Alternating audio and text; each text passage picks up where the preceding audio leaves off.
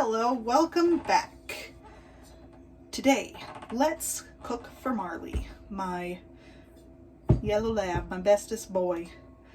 I have had Marley since he was a 6-week-old puppy. Marley has had gastrointestinal issues, like major IBS and GERD. This poor dog, his whole gastrointestinal system has been a mess his entire life. And the result is that Marley can't eat dog food. He cannot handle any type of processed dog food at all. So if he eats it, it comes back up. If it doesn't come back up, he ends up with diarrhea. So Marley has been on a very strict bland diet his whole life. So he eats mostly chicken and rice, but he can also handle some sweet potatoes. So today I'm going to prepare some food for Marley in the crock pot. Now he absolutely thrives on home cooked meals, but if you feed him dog food, he ends up underweight and sickly, and he just has way too many issues. So his whole life I've just cooked for him. I did try dog food a few times because the vet would say, oh well, he has to be on something that is like veterinarian approved. Like veterinarians actually are trained in, like they're trained for nutrition? Probably not. So I'm taking an entire 8-pound bag of frozen chicken breasts, and I just put that in my 5-quart crock pot, and I just made a big huge mess. So let's just grab some paper towels and get these chicken juices all wiped up. That's kind of ucky. Doesn't matter if it's on the sweet potatoes. The sweet potatoes are going right in with the chicken. So we've got the 8-pound bag of chicken breasts thawed and in my crock pot. I have this big red 5-quart crock pot that I love to use. Next, we're going to chop up these sweet potatoes. Chop, and I wish this was angled down more. I don't know if I can get it to angle down more. It's okay. So maybe I don't show the cutting board.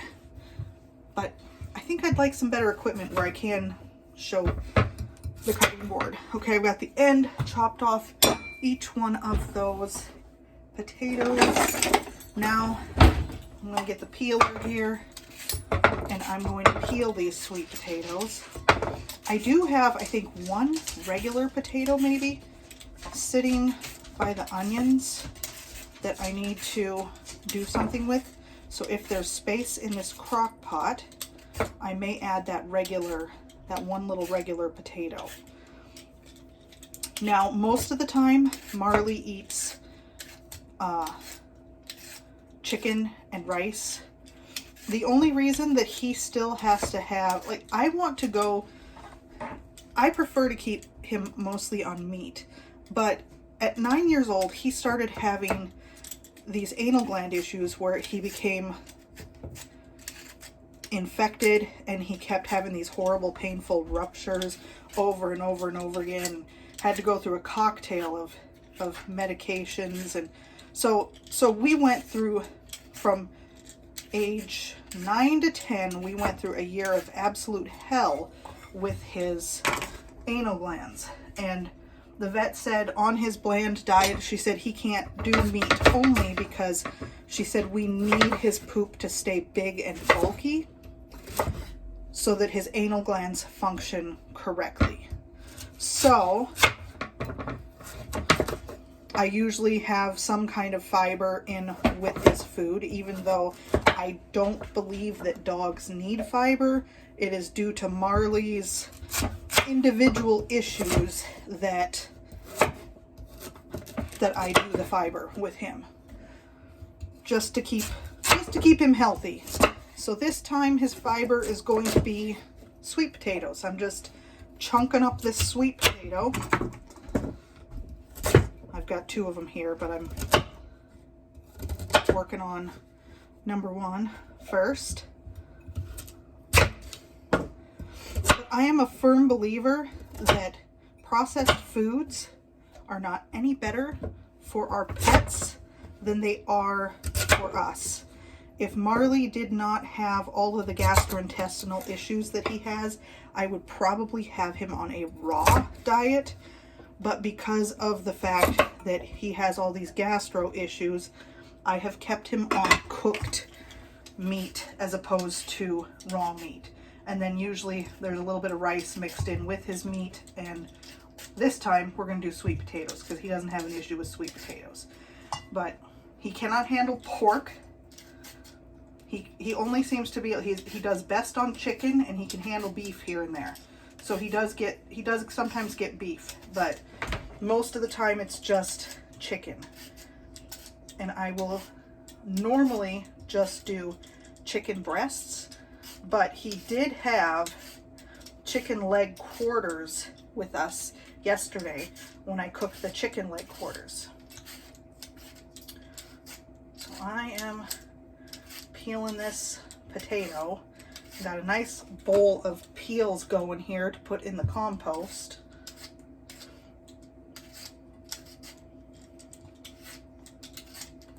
Oops. I'm making a mess here because I'm trying to hurry.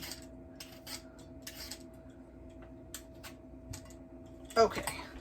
I've got this sweet potato cut or peeled now. So I'll have both of them. And I don't think I'm going to have room for that one little regular white potato because this pot is getting rather full. Now, another thing that I have found interesting, this dog, despite all of his gastrointestinal issues, has been obsessed with butter his whole stinking life. He can steal and eat whole sticks of butter, a whole pound of butter. It doesn't faze him one bit. Butter does not cause him issues at all. And as a matter of fact, he wants butter. He will literally turn up his nose sometimes at his food, and all I got to do is add a little butter, and then he's happy and he wants his food.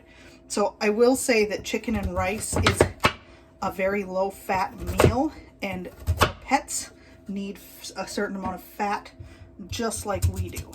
So I do put a little bit of butter in the crock pot, so it does have a little bit of that butter smell.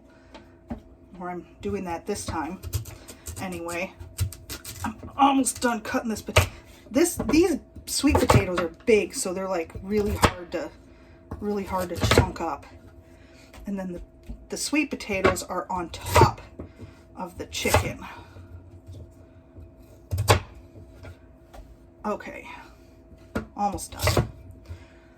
Okay, so now I've got, oops, let me move this out of the way. I have my crock pot here, and it is full. It is very full. So I'm going to take a half a stick of butter here, and I'm going to put in this pot also. And you may think this is not much food for a dog as big as Marley. I'm going to press that butter down in there. Okay, the butter is in there, and then we need Himalayan salt because animals need salt just like we do. So I'm going to sprinkle the salt rather heartily across the top here. And now it's time for the water.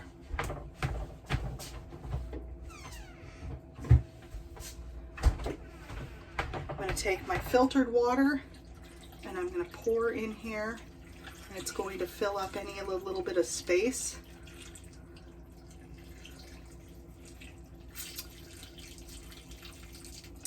Yeah, so this may not seem like enough food for my work week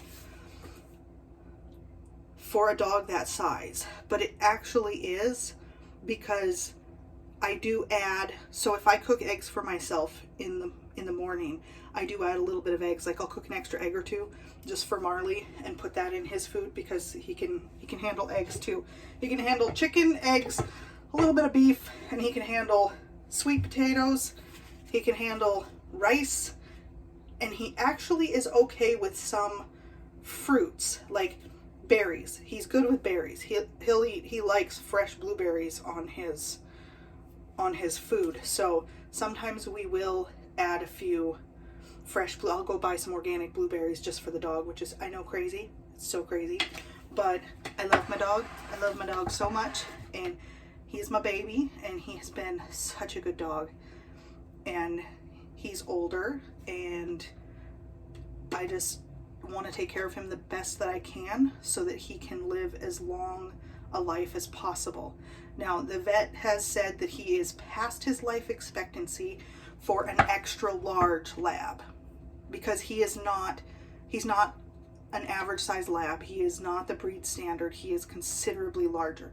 So I've had 3 different vets. He's been under the care of 3 different vets with his variety of health issues, including a specialist.